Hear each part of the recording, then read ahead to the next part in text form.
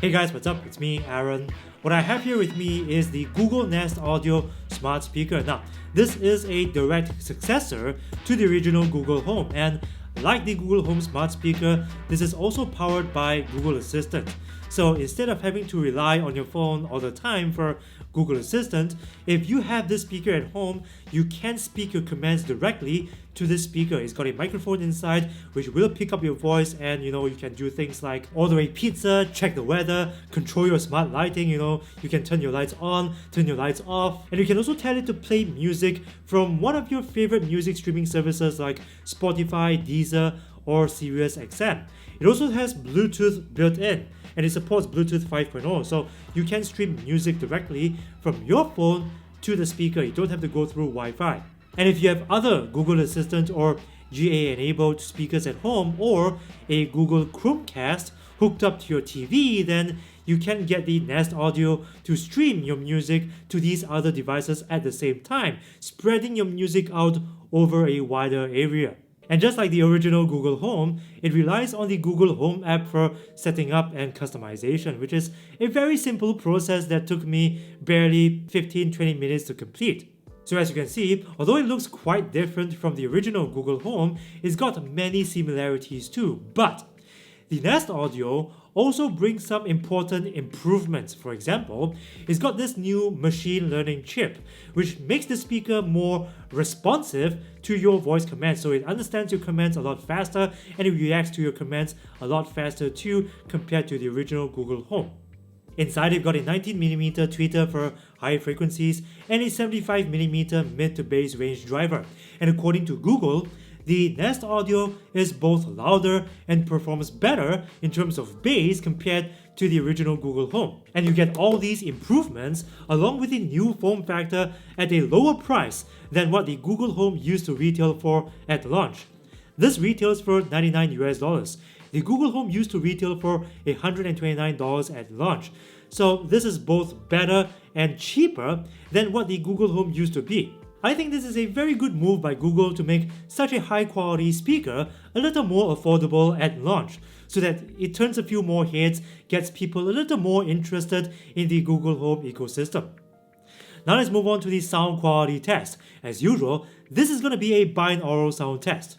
Now, if you want to get the best experience and fidelity, I recommend using headphones set to flat EQ to listen to these recordings. But please note that the sound quality of these recordings is not going to be the same as actually listening to these speakers yourself in a store or at home, because these recordings are after all still made with microphones, which is not the same thing as the human ears. Also, the sound quality of these recordings is also going to depend on the sound signature of the headphones that you use. So please keep that in mind as we move into the listening sessions. I'm going to play 3 vocals tracks, and in these tracks, please listen out for things like the clarity of the vocals, the deepness of the bass, the spaciousness of the sound, and its track separation.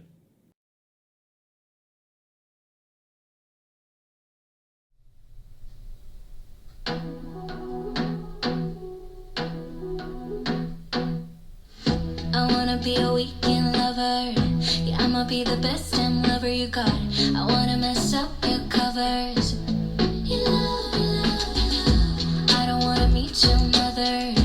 Never ever ask me how I've been. Remember why you have my number. You love, you love, you love. I'm the best thing that has ever happened to you. Here's your time to shine. Now show me what you can do. My hands feel on your body. We were dancing in the dark. With every move I make, you're falling. You love, you love, you love. The way my lips feel on your body. We were moving in the dark. With every breath we take, you're falling. You love, you love, you love. I ain't got no time for romance, but baby I don't want to lead you on. Not looking for something steady, not ready for that. I'm the best thing that has ever happened.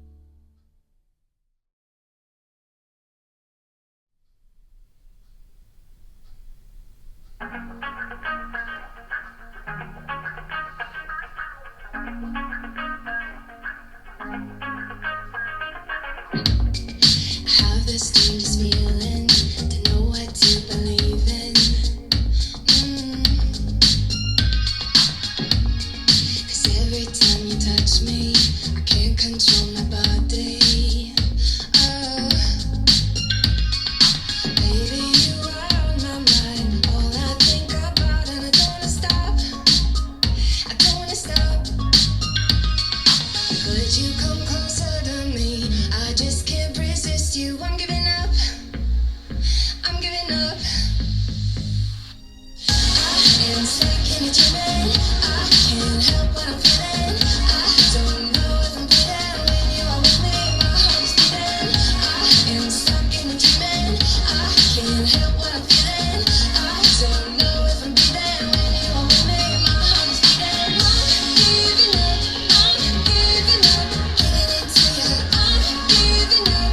I'm giving up. Giving it to you. I'm giving up. I'm giving up. Giving it to you. I'm giving up. I'm giving up. Giving it to you. It's like we're in a movie. I don't know how you do it. I look into your eyes and everything is different. Baby, you are on my mind. All I think about, and I don't wanna stop. I don't wanna stop. Could you come closer to me? I just can't resist you. I'm giving up. I'm giving up. I am stuck in a dreaming. I can't help what I'm feeling. I don't know if I'm bleeding when you are with me. My heart is beating. So I think for what it is and for its price point of $99, it sounds really good. Very good emphasis and clarity in the mid-range. So vocals sounded very clear. There's quite a bit of body in it. And in terms of bass performance, it is there. Of course, I will admit that it is not gonna give you the kind of bass that bass hits like, something that's really deep, gravitational, and impactful, but enough bass to satisfy most listeners. Its track separation in the mid-range is quite clean, and it's got quite a bit of air coming out from the higher frequencies too, which is a very good thing for a speaker of this size because it simply makes the speaker sound a lot bigger than it looks. But of course, with a speaker like this, you will not be getting any kind of stereo imaging, left-right separation and all that, because for that to happen, you will need a second Nest audio speaker paired up with this one to make a stereo pair. So as a standalone speaker, it's not going to give you any kind of stereo separation, but what it can do very well is to project its sound across the living room. So if you have this speaker in the corner of your living room and you're in like the other side of the living room, you do not have to raise the volume of the speaker and still get the same kind of, pretty much the same kind of quality and level of detail as you would get in front of the speaker, as in if you were standing in front of the speaker. So when I was listening to this speaker in my own free time, I generally don't have to go beyond 60% volume and still get pretty nice coverage across my living room. And this is, I would say it's a medium-sized living room. It's 5 meters across and 15 meters that way. So I would say this pretty much will apply for medium-sized rooms and living rooms. But of course, if you're living in a big house, with a huge living room with high ceiling, then it might be a little different. You might have to do a bit of volume adjustment on your side. And of course, if you're not satisfied with how the speaker sounds out of the box, you can still go into the Google Home app, and there's an option there that lets you adjust its bass and treble, which is a pretty nice touch. Just bump up the bass if you feel that you need more bass. So now let's move on to the audio to video latency test. This is where we test for lag by playing a video from YouTube on this speaker. Let's see if there's any lag, when playing the video, whether there's any audio to video syncing delay between the speaker and what you see on your phone. This is going to be done over Bluetooth, and I'm going to test for lag by playing a video on both an Apple device and an Android device. The Apple device that I'm going to use is the iPhone SE 2020. The Android device that I'm going to use is the Samsung Galaxy Note 10 Plus. Okay, first, iPhone SE. Hey guys, what's up? It's me, Aaron. So, iOS 14 is finally out, and I've had the chance to try some of the new features brought to the AirPods Pro through iOS 14. Features like headphone accommodations, which I wish was a feature that came with the AirPods Pro from day one when it was launched, because back then, before iOS 14, if you there is maybe a little tiny bit of lag, but it's not enough to ruin the experience of watching a video on the iPhone. Now, the Android device. Galaxy Note 10 Plus.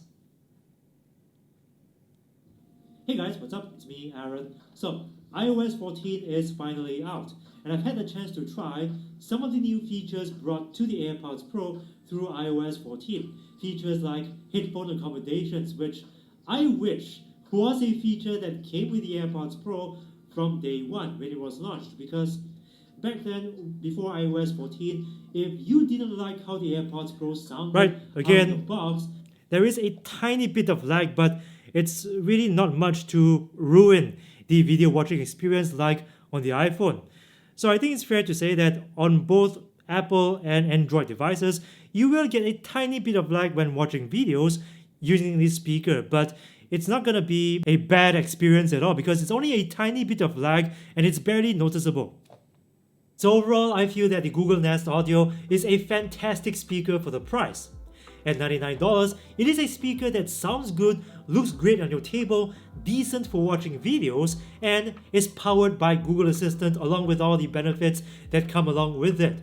It is also a decent upgrade over the original Google Home, a pretty substantial one in terms of sound quality and in terms of processing power. It's got that new machine learning chip, so it's much more responsive to your voice commands than the previous model. The only thing that isn't very much an upgrade over the previous model is its size. It is a bigger speaker compared to the Google Home. It is about twice the weight, or more than twice the weight of the original Google Home 2. So if you have limited desk space, I recommend that you look into the size of the speaker and where you can accommodate this particular speaker before making your purchase. But if you have the space for it, this is going to be a fantastic purchase because most of us, with smartphones have access to Google Home. If you're using an iOS device, just download the Google Home app and you'll be able to enjoy that Google ecosystem at home as well as Android device users.